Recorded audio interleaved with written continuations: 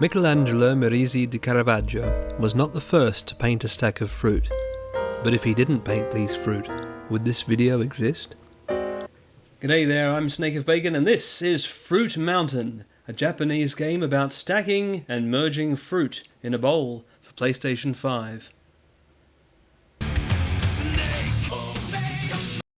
Developed and published last year by Beckside, the home of Toro Inoue, this is Fruit Mountain, a very simple game with very few options, just language, volume and vibration, and there's only 2 modes as well. No campaign, multiplayer or zombies here, just a relaxing standard mode and a less relaxing time-limited version. It's easy to learn and accessible to play as there's only 1 stick and 1 button required, like the olden days. Gameplay consists of walking around a table and choosing your trajectory, and then with a whoosh, throwing fruit into a bowl, where they'll roll and bump and jostle about with Unity engine physics. And when 2 fruit of the same variety touch, they become a larger fruit. 2 blueberries make a strawberry, 2 strawberries make a spiky thing, 2 spiky things make a peach, 2 peaches make an apple. All of this can happen quite quickly thanks to chain reactions. 2 apples make a persimmon. Don't confuse it for an orange, it tastes much worse. And, alright, if we're going to be serious about the names of these fruit, spiky thing is not the correct nomenclature.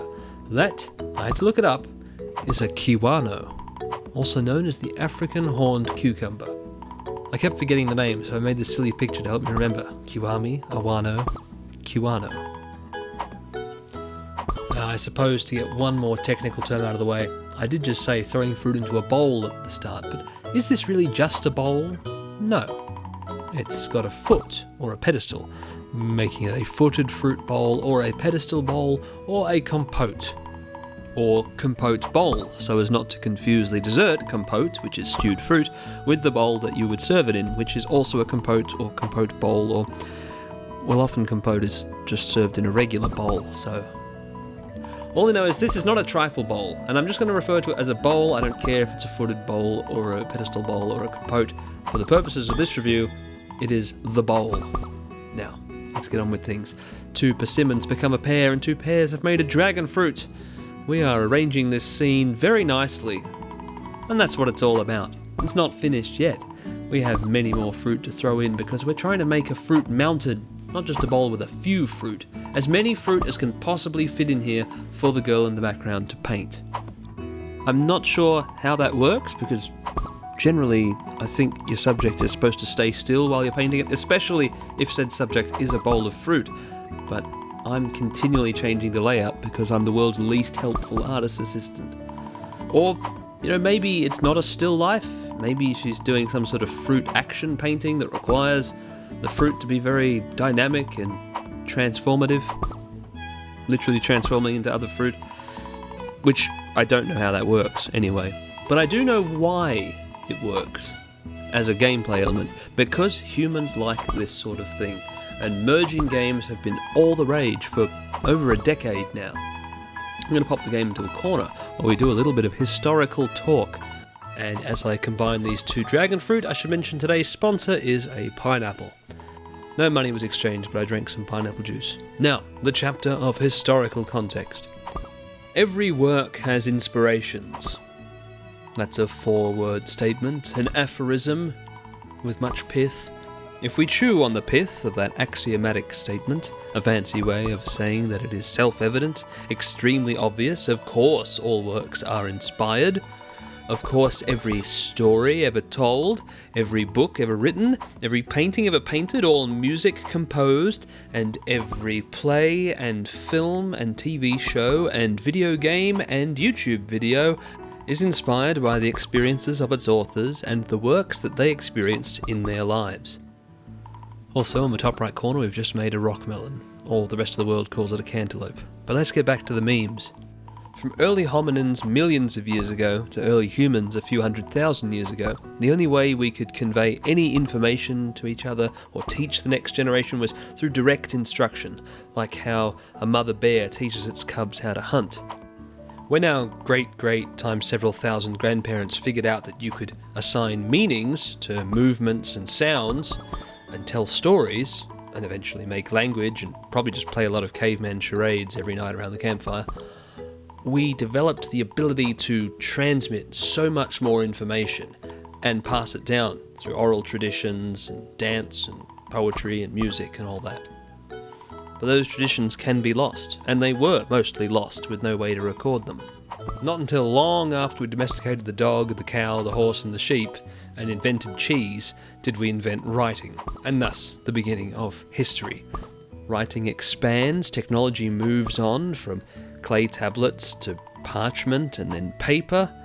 We have ink and pencils and art and sheet music, and eventually science and philosophy written leads to the development of more technology, leads to the printing press, leads to the Industrial Revolution, leads to, just 35 years ago, the World Wide Web. History is already very dense with stuff happening compared to prehistory, and it just gets exponentially more dense. The information age we live in now means that 500 hours of videos are uploaded to YouTube every minute. During this chapter, something else worth watching was probably created. This has been quite a tangent, but I assure you we are on course. All works are connected. All human creativity draws from and adds to a collective pool of creative works. The internet lets us travel this pool. We don't just base things on what we've heard or seen in a museum, on a wall, or somewhere else. We can go anywhere, see anything, experience so many artworks and connect them all together and share them with just about everyone in the world. As the linkages of this system of intertextuality grow more and more complete, just about every work will be connected. It will never be complete. There will never be a complete map of all human thought, and there will always be more creativity, but that's a little bit beyond the scope of what I was saying. The point was that Fruit Mountain was inspired by earlier fruit merging games. The obvious popular example is Suika Game, a physics puzzle merging game about dropping 2D fruit into a 3-walled container where they merge all their way up from cherry to watermelon, or suika in Japanese. Unusually, this game started out as an exclusive, built-in game for the pop-in Aladdin ceiling-mounted projector, which doesn't make any sense at all. So a few months later it was released on Switch, where people might play it, but only in Japan. It took 2 years to be released worldwide, and only then because it had gained a sudden massive burst in popularity because lots of VTubers started copying each other and playing it. Between those official releases, of course, a vast number of clone games were made, which you could play for free in a web browser, like this one. Poppin can't be angry about that, because Suika Game is itself a clone of He Chung Da Xigua Big Watermelon, which translation tells me means fusion or merging or synthesis, big watermelon, vertical bar, big watermelon. You know, if they named it in Italian, you'd think it were a racing game. Grande Anguria could stand there with Gran Turismo and Forza, Assetto Corsa, big mother truckers. Another developer made a 3D fruit merging game before Fruit Mountain. It's on Steam, it's called Suika Dish. Doesn't look quite as polished, but it did come first, and I wonder if Fruit Mountain owes a creative debt to this game or if it was just a natural conclusion that both developers came to, based on still life painting. Love these examples by the Dutch master, Floris van Dijk. He had such an eye for cheese. This one's my favourite Van Dyck, what Wikipedia tells me is from 1610. Next to the cheese is a bowl of fruit. Here's one from his friend Nicholas Gillis in 1611. Over 400 years have passed and we still can't match that bun and glass ray tracing. Now, Caravaggio's basket of fruit is what kicked off modern still lifes, but it is by no means the first time anyone painted a basket of fruit. We know this because this is on the walls of Pompeii, and it looks very good for being nearly 2,000 years old. And these bowls of fruit, and the more impressive fish, were probably painted about 3,400 years ago, one of many paintings on the walls of Theban Tomb 69. Probably the oldest painting of a bowl of fruit that I can find. And if we just go back to Caravaggio, you saw his fruit basket before, but this one's better because he drilled a hole in his ceiling, which really upset his landlady, and it has the first depiction I can find of a watermelon, and it looks good. So now you know how Fruit Mountain came to be, probably. In my first run through of the game, I did it! I made a watermelon! As I played more and more, I found out that this was actually probably a fluke. It is very hard to make a watermelon in this game. And I've still yet to make 2 watermelons to find out what happens if 2 watermelons should touch. It would seem simple, but you can't just throw a watermelon on there. The largest fruit you're given to throw is an apple. And a watermelon is equivalent to 1,024 blueberries, whereas an apple is worth 16. So that's at least 64 apples. And you will not get 64 apples in a row. You have the problem of where to put your apples and your kiwanos and how to stack the things in the mountain. That is how it goes. And if you should miss a fruit just one time, if one fruit falls out of the bowl, it's all over. While your console contacts the game servers to upload your score, you're given some time to contemplate the fruit mountain you've created, while Art-chan appreciates it from the background. That's her official name on the game's official website. In that first lucky attempt, I raked in as the 902nd best of all time, 903rd best of the month, and 904th best of the week in the most incomprehensible scoreboard ranking I've ever seen. How are there 2 more entries in the week than all time and 1 more in the month than all time? What? I don't know. Mysteries of Fruit Mountain. In case you can't tell, I like the game, so I played it more. I experimented with other strategies. Here I was trying to see what would happen if you threw fruit without moving at all. Turns out, it sort of works. At first, I only had 1 hour to play this game, because it was part of a free trial from PS Plus Deluxe. That's one of the features you get when you pay for the extremely expensive service that keeps getting more expensive all the time, and has a Kratos-shaped button that leads to no God of War games. It seems like false advertising to me, and it's been that way for over 5 months. Just change the button, or just add the God of War PS2 games, for goodness sake. It really frustrates me, but you know what doesn't frustrate me? Throwing fruit into a bowl.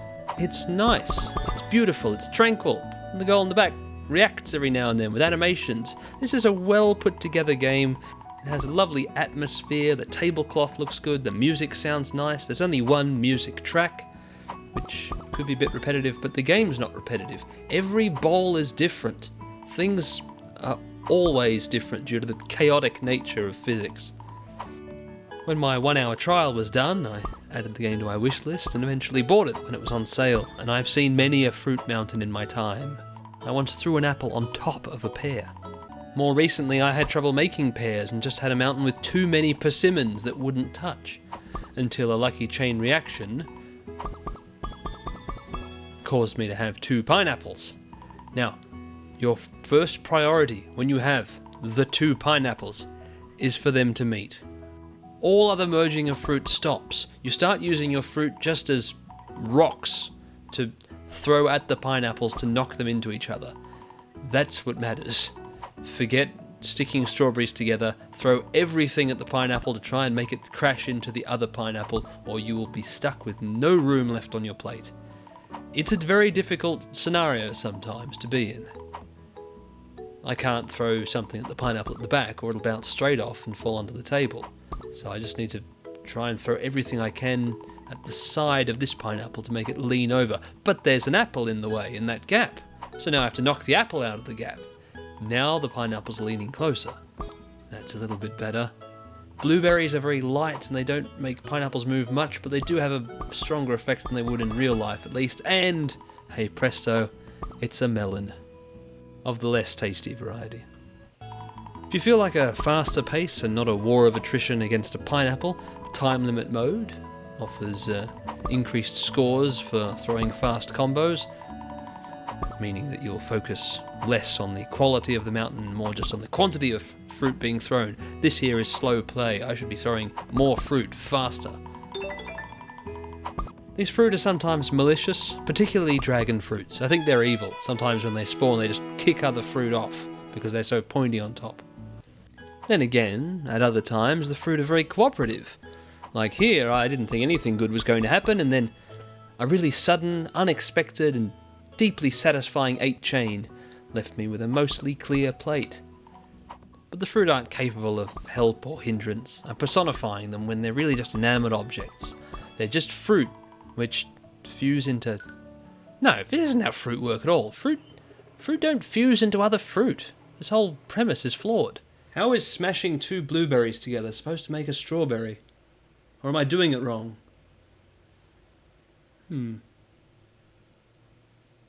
I'll go try something.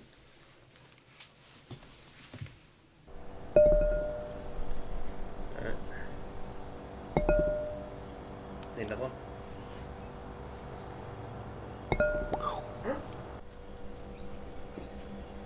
Two blueberries make a strawberry. 2 blueberries make a strawberry. No one ever told me this. I don't know how I feel about this. Instant fruit fusion just raises so many questions. Is this a better way to grow fruit? Fruit? The strawberry turned into a lime. Okay, we don't stop now. We've got to keep going and find out where this goes. It can only be good. Bigger fruit. Like many games that appear simple at first, like Crazy Taxi, there's hidden depth. The fruit you're holding can push fruit that are hanging off the bowl back on. The potential uses of this are huge. You could possibly catch a fruit that was falling off with the fruit in hand if you're fast enough. Watch the apple here. I think it would have certainly fallen off had I not nudged it with the peach. This hidden technique won't solve all your problems though. The downside to the fruit in hand being able to affect the playfield is that if a new fruit spawns in your hand while something is rolling towards it, the collision can cause a persimmon to fly off the table. Lemon. Much as I like lemons, I've got to think of the financial implications. Is 1 lemon worth 2 limes or 4 strawberries? Uncertain, I commit more fruit to the bowl. I haven't been so immersed in a wordless physics game since Pure Pool, which I regard quite highly as the very best pool game ever made, and this must be the best fruit throwing game ever made. So far, I think. Just the joy of making a watermelon. Look how happy Art-chan is in the background. I never thought I'd be praising character animations in a fruit merging game, but it's a nice addition to have her differing reactions based on your score or the presentation of the bowl. I still don't actually know what her objective is, so I don't know. I think she just likes to paint. I don't know what the future holds, but maybe one day in the future we might be able to play Fruit Mountain in space on a hologram table. One day, we'll get there. But for now you can play Fruit Mountain on PlayStation 4 or PlayStation 5 as shown here, or Nintendo Switch, or on Steam. And speaking of Steam, I've noticed on Steam there is a listing for the sequel to Fruit Mountain Party. It is coming at some point, it'll bring multiplayer. Definitely the upcoming party game I'm most excited for. But for now I have to finish this review. In conclusion, this simple indie game about attempting to find the angle of repose of various fruit in a magical cornucopia has no point but to offer whimsy and relaxation, and I will keep on returning to it fairly regularly, every couple of weeks or so, just out of curiosity to see if I can get 2 watermelons and merge them together and find out what that makes.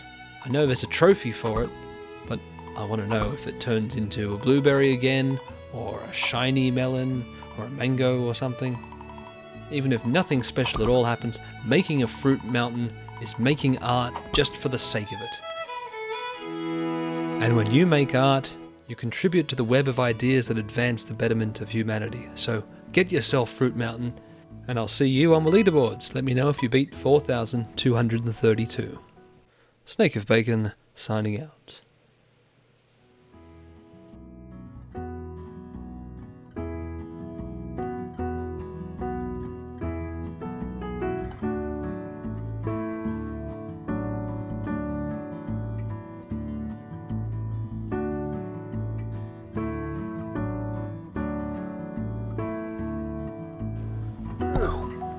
Yes!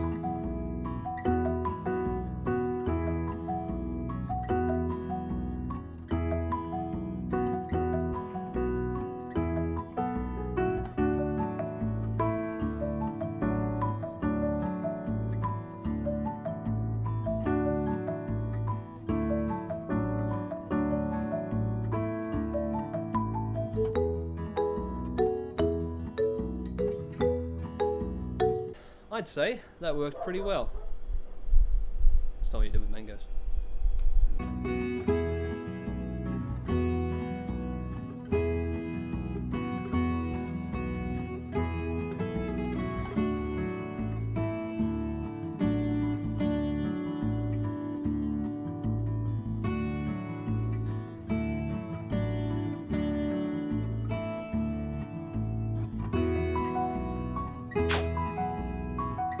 Mango.